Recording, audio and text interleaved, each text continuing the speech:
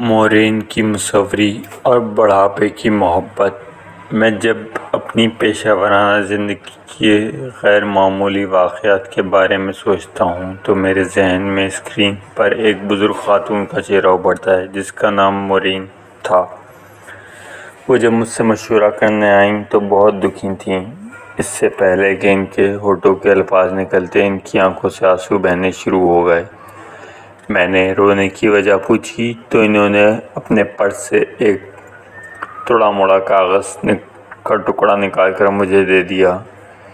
میں نے وہ کاغذ کھول کر دیکھا۔ اس پر لکھا تھا، میں نے تمہارے ساتھ جو 35 برس گزارے ہیں وہ وقت کا ضیاع تھے۔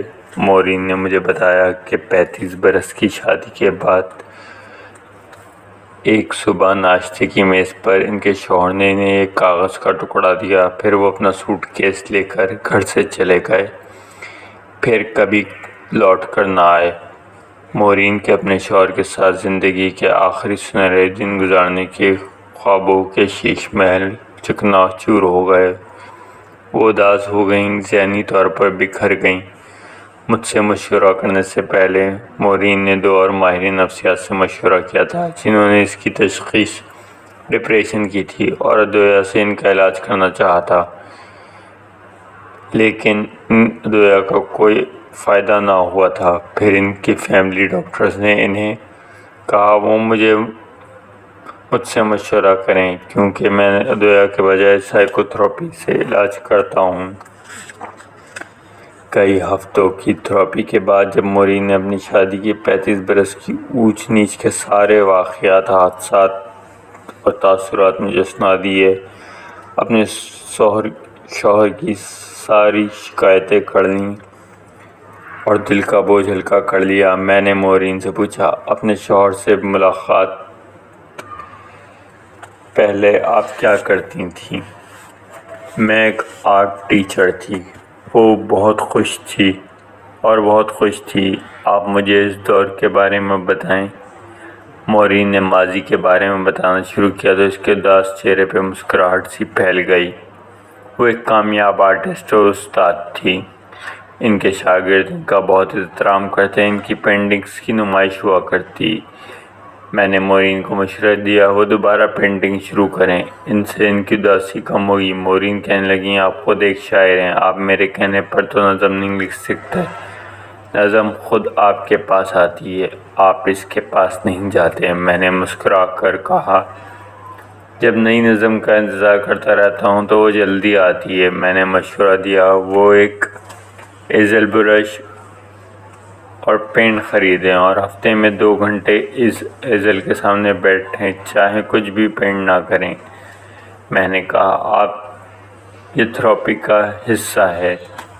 مورین بعد ناخواستہ مان گئیں اور ہر ہفتے 2 گھنٹے ایزل کے سامنے بلینک کینوس لے کر بیٹھی رہیں۔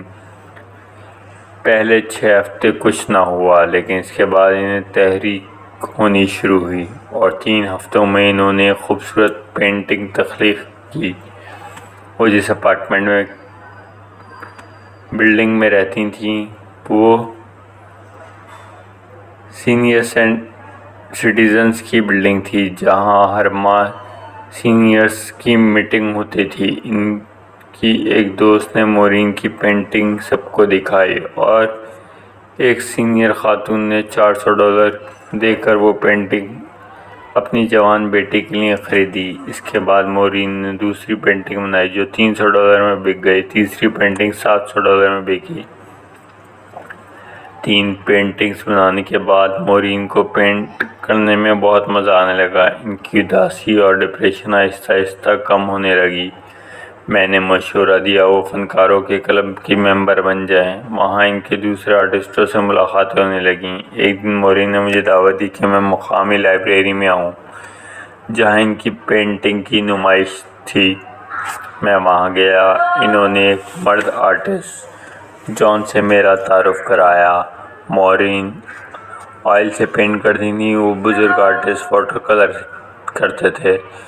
دونوں کی دوستی ہو گئی۔ ایک دن مورین نے مجھے بتایا کہ ان کی عمر 65 سال ہے، جان کی عمر 70 برس ہے اور وہ دونوں ایک دوسرے کی محبت میں گرفتار ہو گئے ہیں۔ کہنے لگیں بڑھاپے کی محبت جوانی کی محبت سے بہت مختلف ہوتی ہے۔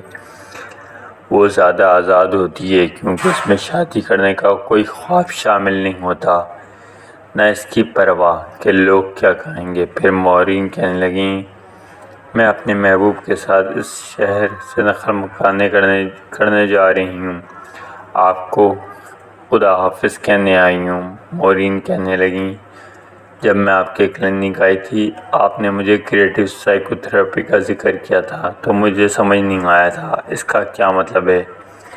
اب مجھے اس کا مطلب سمجھ آ گیا ہے۔ میں نے مورین کا شکریہ ادا کیا۔ جانے سے پہلے کہنے لگیں میں آپ کے لیے ایک تحفہ لائی ہوں۔ پھر مورین نے مجھے پورا میرا پورٹریٹ دیا جو انہوں نے خود بنایا تھا۔ اس واقعے کو کئی سال بلکہ دہائیاں بیت گئیں۔ جب مورین سے ملاقات ہوئی تھی تو میری عمر 32 سال تھی اور مورین کی عمر 65 برس۔ وہ بزرگ خاتون میری والدہ کی عمر کی تھیں۔ اب خود 65 برس کا ہو گیا ہوں، لیکن مورین کا تحفہ اب تک میرے پاس ہے۔ میرے لیے ان کی یاد کو تازہ رکھتا ہے۔ میں اپنے مریضوں سے بہت کچھ سیکھتا ہوں۔ میں نے مورین سے تھراپی کے دوران بھی زندگی، فن اور تھراپی کے کچھ راز سیکھے جنہوں نے مجھے بہتر انسان اور تھراپسٹ بنانے میں مدد کی اور انسانیت کی خدمت کرنے میں مدد کی۔ مورین اب حیات نہیں، لیکن میں مورین کا تا حیات شکر گزار رہوں گا۔